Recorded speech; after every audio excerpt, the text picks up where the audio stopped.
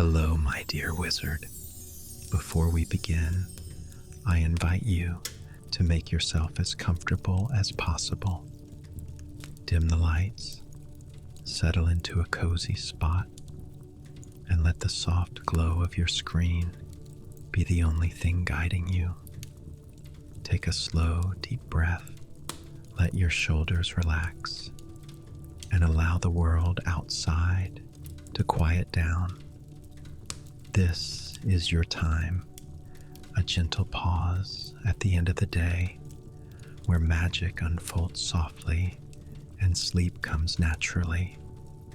Tonight's story follows two curious Gryffindor students who, instead of closing their eyes after a long day of classes, felt a gentle pull toward adventure. While the castle rested in silence, they slipped out of their dormitory and wandered through torchlit corridors, letting the magic of the night guide their footsteps. The Goblet in the Shadows. The October rain hammered against the windows of Hogwarts Castle, creating a rhythmic percussion that echoed through the stone corridors. Most students were huddled in their common rooms, enjoying the warmth of fires and the company of friends. But James Thornfield and Lily Chen had other plans. "Are you sure this is a good idea?" Lily whispered, her wand lit with a soft lumos as they crept down a particularly dusty corridor on the 7th floor. James, a fourth year with perpetually messy dark hair and an adventurous streak that often got him into trouble, grinned back at her. "When have my ideas ever been bad?" "Do you want the chronological list or alphabetical?" Lily retorted, though her green eyes sparkled with excitement. She was more cautious than James by nature, but she had been his best friend since their first year, and his enthusiasm was infectious. They were searching for a rumored hidden room that supposedly contained artifacts from Hogwarts' earliest days. James had found a reference to it in an old book in the restricted section. With permission, he'd hastily added when Lily had given him a suspicious look, and they'd been planning this exploration for weeks. According to this, James consulted a piece of parchment covered in his scrawled notes. "We should be looking for a tapestry of Barnabas the Barmy. There's supposed to be a door opposite it that only appears if you walk past it 3 times, thinking about what you need." "That's the room of requirement," Lily said. "Everyone knows about that." "I thought you said this was something different." "It is different," James insisted. "The book mentioned a sister chamber that's connected but separate, like a room off the main room of requirement. But you can't access it the normal way." They found the tapestry, Barnabas the Barmy attempting to teach trolls ballet, and Lily couldn't help but smile at the absurdity of it. Following James's instructions from the book, they performed a specific sequence. 3 steps to the left, tap the wall twice with their wands, then say Ostenda Secretum 3 times. Nothing happened. "Brilliant," Lily sighed. "Can we go back now? I have a transfiguration essay to finish." But James was frowning at the wall, running his hand along the cold stone. The book was really old. Maybe the words have changed. Languages evolve, right? "You're really reaching now." "No, listen. What if we try it in Old English instead of Latin?" Before Lily could protest, James cleared his throat and attempted what he hoped was the Old English equivalent, his pronunciation decidedly uncertain. To their shock, the wall shimmered, not like the room of requirements door appearing, but more like heat haze on a summer day. And then, where there had been solid stone, there was now a narrow archway leading into darkness. "I can't believe that worked," Lily breathed. "Ye of little faith," James said smugly, though he looked just as surprised as she did. They exchanged a glance, half excitement, half trepidation, and stepped through. The chamber beyond was small and circular, its walls lined with shelves containing various objects, old books, curious instruments that ticked and whirred, bottles containing substances Lily didn't want to identify. But what drew their attention immediately was the pedestal in the center of the room, upon which sat a goblet. It wasn't ornate or jewel-encrusted. In fact, it was rather plain, made of what looked like tarnished silver, with simple engravings around its rim that seemed to shift and change when you looked at them directly. "Should we touch it?" Lily asked nervously. "Probably not," James admitted. "But when has that ever stopped us?" "James, seriously, this could be dangerous. What if it's cursed?" James pulled out his wand and performed several detection spells he'd learned in defense against the dark arts. "No curses I can detect." They circled the pedestal, examining the goblet from all angles. The engravings were unlike anything they'd seen before. Not quite runes, not quite pictures, but something in between. They seemed to tell a story, though neither of them could decipher what it was. "Look at this," Lily pointed to a small plaque at the base of the pedestal. It was covered in dust, and she carefully wiped it clean. It says, "For those who seek truth beyond the walls, the forest holds both test and teaching. Touch with purpose, and the path shall reveal itself." "That's ominous," James observed. "Very. So, let's not touch it But James's curiosity had already won. His hand reached out almost of its own accord, and his fingers brushed the cool metal of the goblet. The effect was instantaneous. The room spun, or perhaps they were spinning. It was impossible to tell. Colors bled together, sounds became distorted, and Lily felt as though she were being pulled through a very tight space while simultaneously being stretched in all directions. She heard James yell something, felt herself grab for his arm, and then they hit the ground hard. Lily gasped. The wind knocked out of her. She was lying on damp earth, and when she opened her eyes, instead of the chamber's stone ceiling, she saw a canopy of dark trees overhead, their branches swaying in a wind she couldn't feel down here on the forest floor. "James," she called out, panic rising in her chest. "Here!" His voice came from somewhere to her left. "I'm okay. Are you hurt?" Lily took inventory of herself. Bruised, definitely. Scared, absolutely. But nothing seemed broken. "I'm all right. Where are we?" James appeared through the undergrowth, leaves in his hair, and a scratch on his cheek.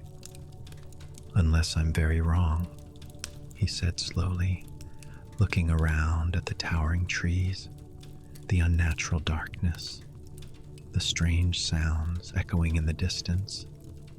"We're in the Forbidden Forest." "The Forbidden Forest?" Lily scrambled to her feet. "But that's impossible. We were on the 7th floor. How could a goblet transport us here?" "Portkey," James said grimly. "The goblet must be a portkey, which means someone deliberately set this up. But why? And more importantly, how do we get back?" They both tried apparating, though they knew it wouldn't work. They hadn't passed their apparition tests yet, and besides, you couldn't apparate within Hogwarts grounds. James tried sending up red sparks with his wand, the standard distress signal, but the thick canopy of trees seemed to absorb them before they could rise high enough to be seen. "Okay," Lily said, forcing herself to stay calm. "Let's think about this logically. The inscription on the plaque said something about a test and a teaching. Maybe this isn't meant to hurt us. Maybe it's some kind of magical trial.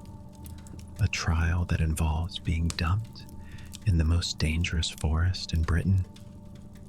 James didn't sound convinced, but he was looking around more carefully now, as if searching for clues.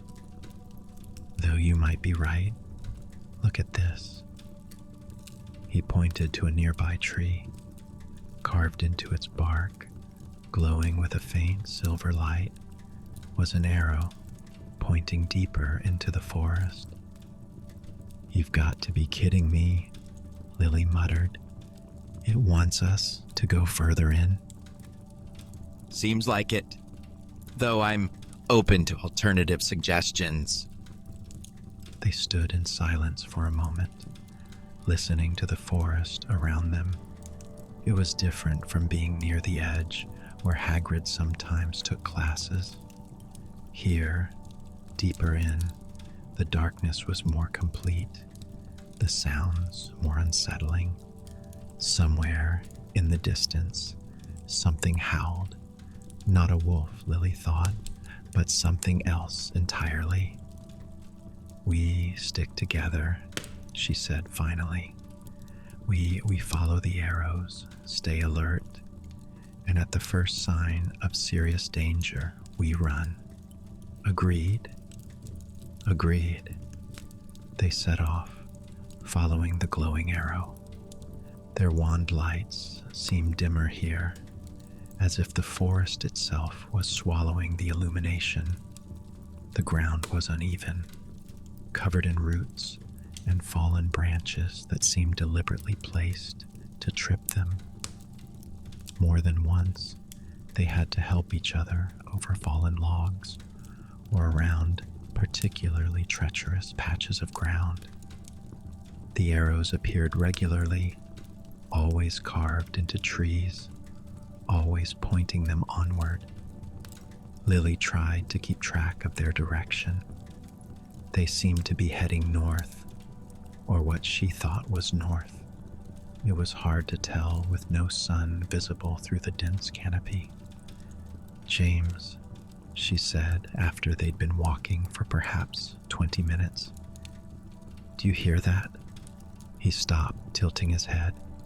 The distant sounds of nocturnal creatures, the rustle of small things moving through the undergrowth.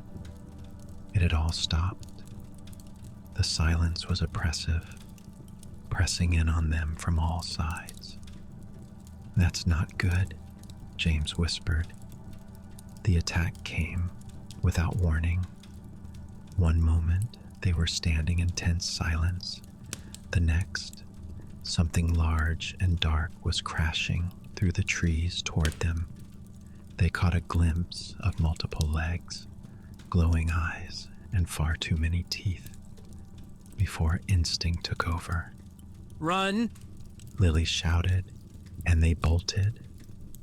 Behind them, the creature gave chase.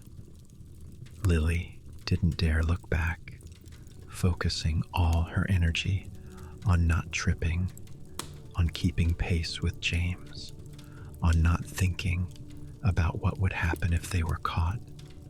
Her heart hammered in her chest, her breath coming in ragged gas.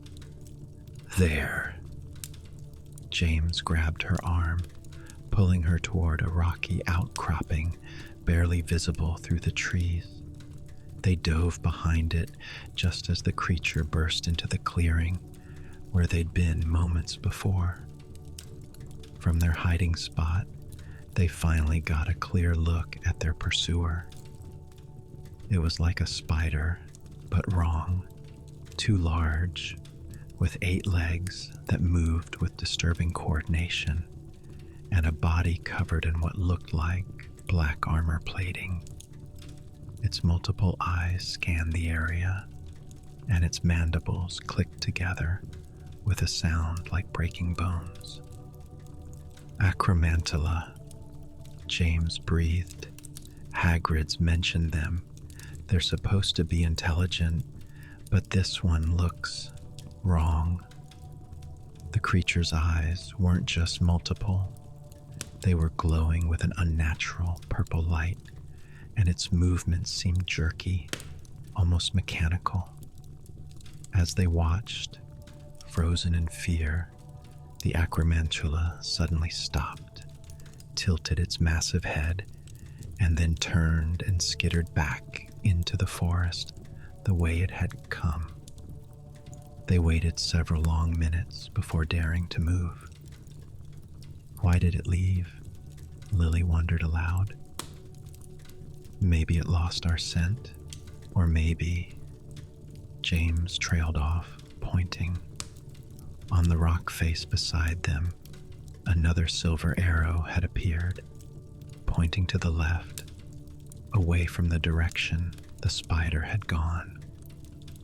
The trial, Lily said, understanding. We weren't supposed to fight it. We were supposed to run, to hide, to use our heads instead of our wands. One challenge down then, James said, though his voice shook slightly. How many more do you think? They didn't have to wait long to find out. The arrows led them to a clearing where a small stream cut through the forest floor. The water looked clear and inviting, and Lily realized she was desperately thirsty from their run.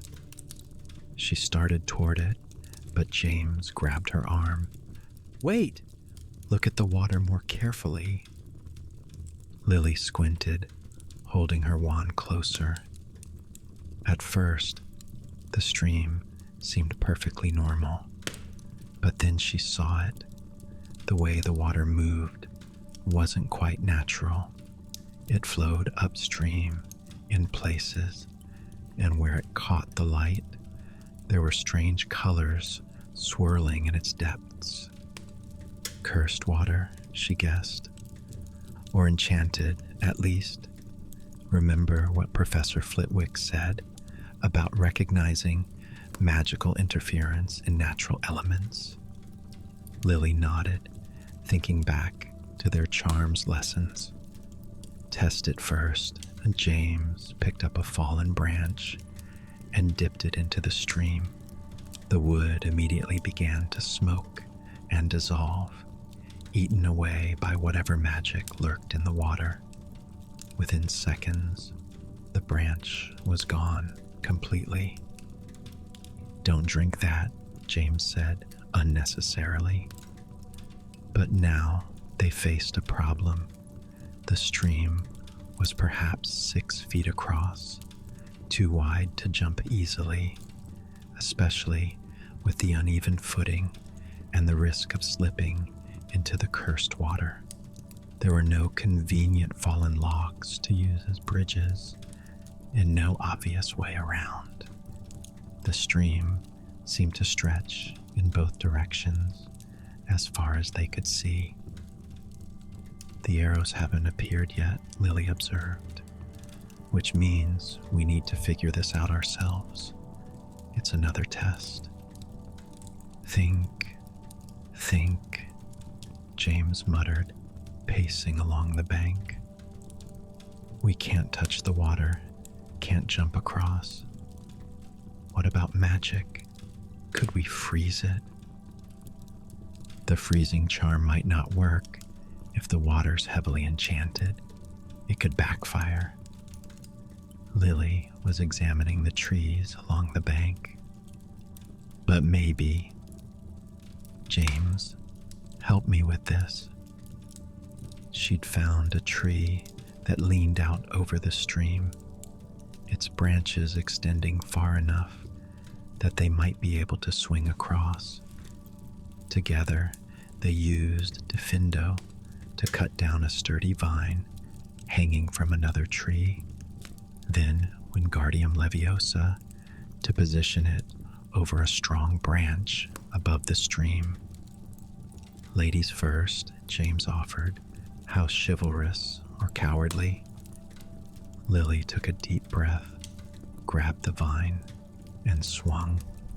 For a heart-stopping moment, she thought she might not make it, might fall short, and plunge into the deadly water below. But her momentum carried her across, and she landed, somewhat ungracefully, on the opposite bank. Your turn, she called back. James took a running start and swung across with more confidence but equal lack of grace, landing in a heap beside her. As soon as he was safely across, silver arrows appeared on trees on their side of the stream, pointing onward. 2 down, James said, getting to his feet and brushing off dirt and leaves. I'm starting to see the pattern. Physical challenges, but we're not expected to fight or use powerful magic. We're supposed to think, to work together, to use our surroundings. The inscription said, test and teaching, Lily reminded him. Maybe that's the lesson, that sometimes the best magic is knowing when not to use magic at all. The third challenge appeared after another 10 minutes of walking. They entered a clearing dominated by an enormous ancient tree, its trunk so wide it would take 10 people holding hands to circle it. The tree's branches were bare despite the season, and its wood was pale, almost white in the dim light. At the base of the tree sat 3 stone boxes, each with a symbol carved on its lid, a sun, a moon, and a star. Riddle time, apparently, James said, though I don't see the actual riddle. Lily approached carefully, checking for traps or hexes, but found none. Maybe the boxes themselves are the riddle. We have to choose the right one. But what's right, and what happens if we choose wrong? Only one way to find out. Lily examined each box carefully. They were identical in size and material, differentiated only by their symbols. Sun, moon, and star. It's almost like that old children's rhyme. Sun by day, moon by night, but stars shine in both lights. Stars shine in both day and night, James repeated thoughtfully. The sun only during the day, the moon only at night, but stars are always there, even if we can't always see them. So, The star box. Lily reached for it, then hesitated. What if it's a trick?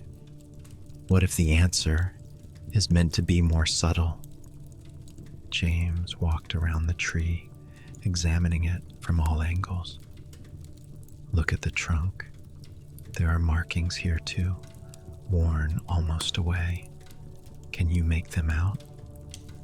Lily joined him, holding her wand close to the pale bark. The markings were ancient, barely visible, but gradually a pattern emerged.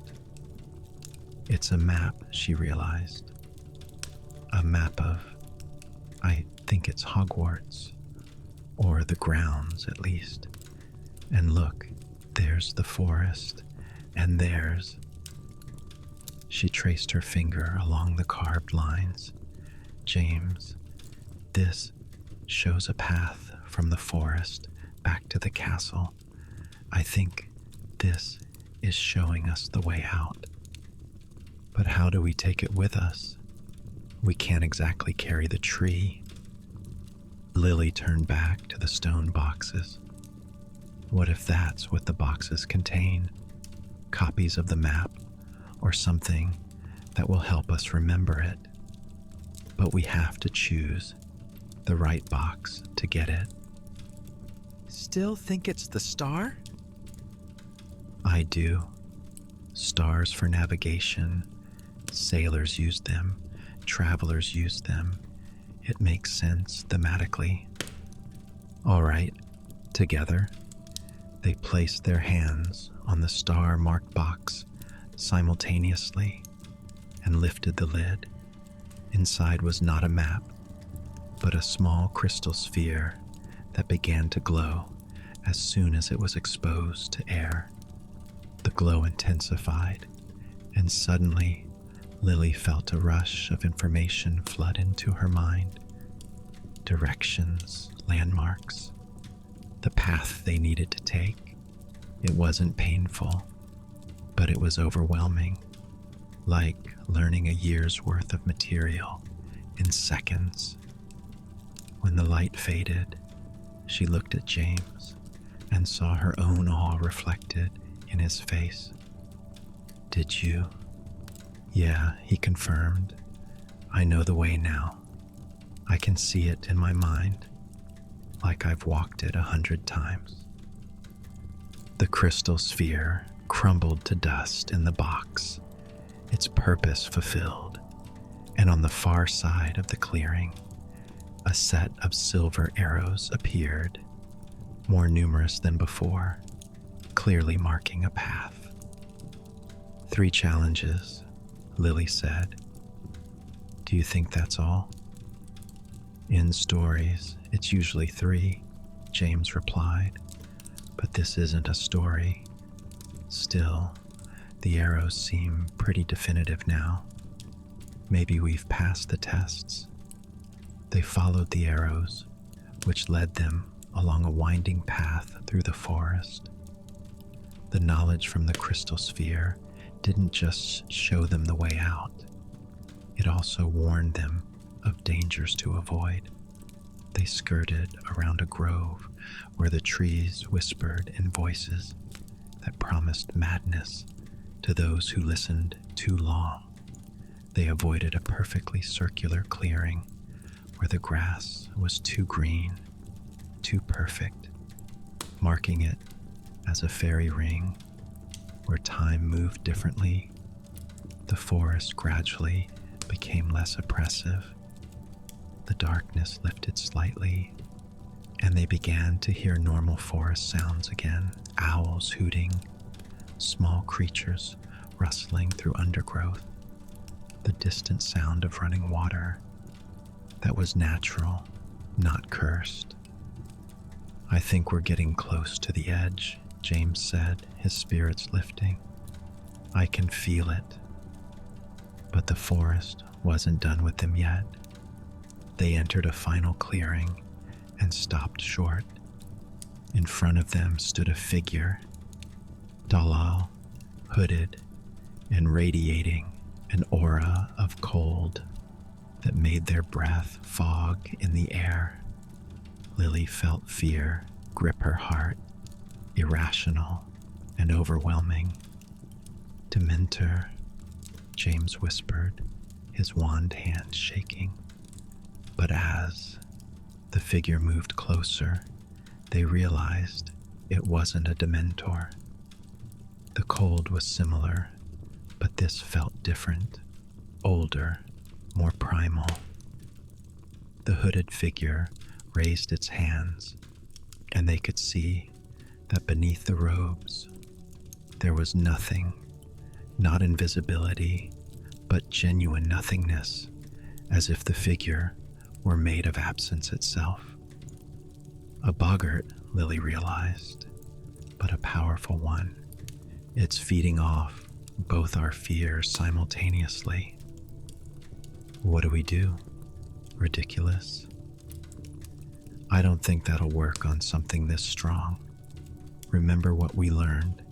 The key to defeating a boggart is laughter. Yes, but really, it's about transformation, about taking your fear and changing it into something powerless. The figure drifted closer, and Lily felt memories bubbling up. Her worst moments, her deepest fears, failing her exams, losing James's friendship, being ordinary, unremarkable, forgotten. Beside her, James was facing his own demons. She could see it in his face. The fear of never living up to his potential, of his adventurous spirit being just recklessness, of his actions getting someone hurt. "Together," Lily said, grabbing James's hand. Understanding flashed in James's eyes. They raised their wands together and thought not of laughter, but of triumph, of every obstacle they'd overcome tonight, of their friendship, their intelligence, their bravery. "Ridiculous," they shouted in unison. The figure wavered, its form becoming less distinct. And then, instead of the terrifying hooded shape, there stood two small mice wearing tiny student robes, looking confused and harmless. The spell held for only a moment before the boggart vanished completely with a sound like a sigh, leaving nothing but the ordinary forest behind. And there, where the boggart had been, stood the final markers. Not silver arrows this time, but glowing stepping stones leading out of the clearing. They could see light beyond, real light, the edge of the forest. "The final test," James said quietly, "facing our fears, not with jokes, but with genuine courage and self-belief." They followed the stepping stones, and within minutes, they emerged from the tree line.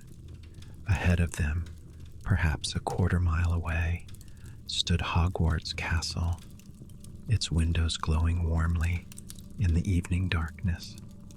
They'd been gone for hours. The sun had set while they were in the forest. As they made their way across the grounds toward the castle, Lily felt the magical knowledge from the crystal sphere begin to fade, like a dream upon waking. That was probably for the best. Some paths weren't meant to be remembered too clearly. "Do you think anyone noticed we were gone?"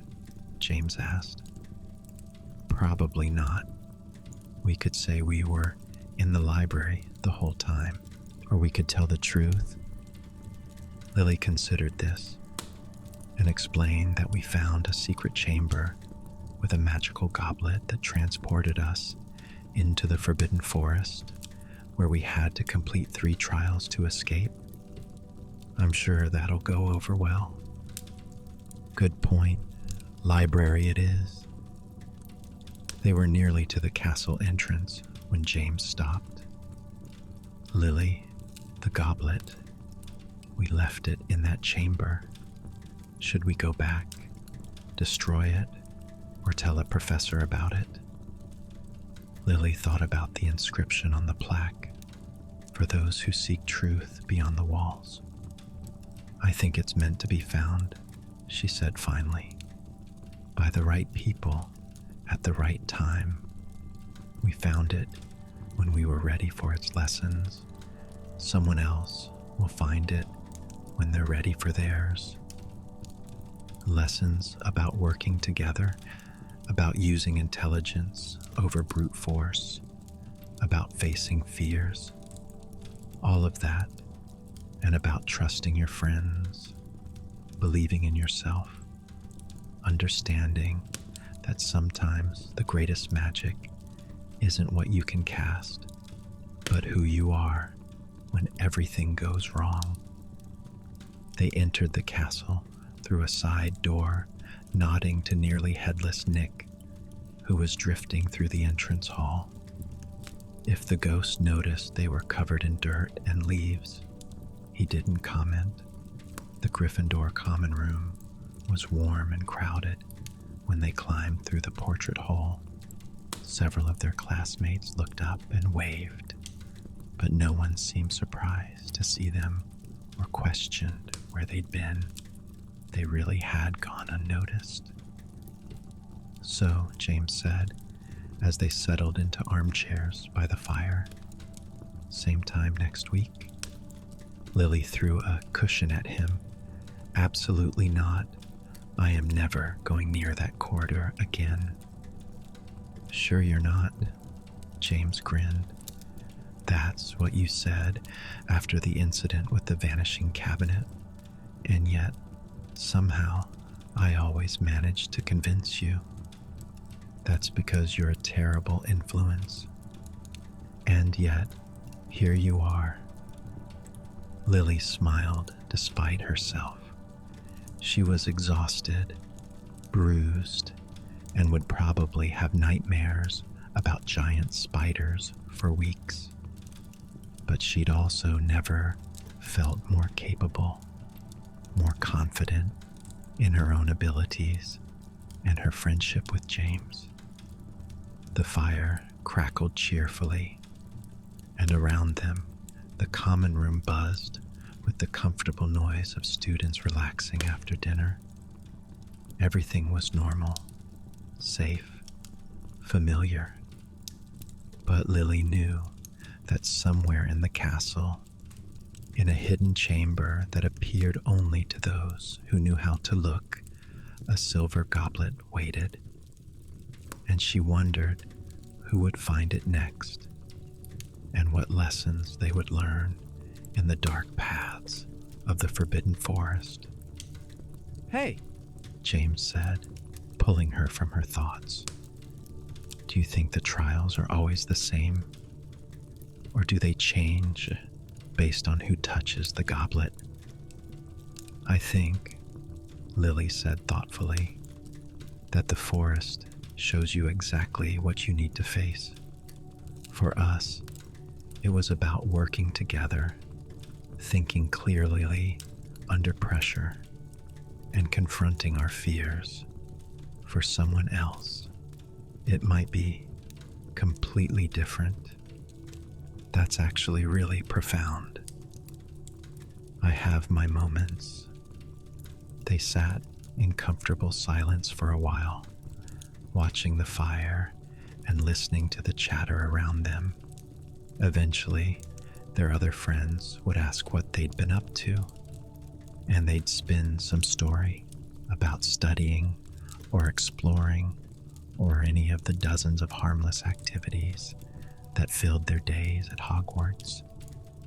But between them, Lily and James would always share this secret, the knowledge that they'd faced the forest and its trials and emerged stronger for it.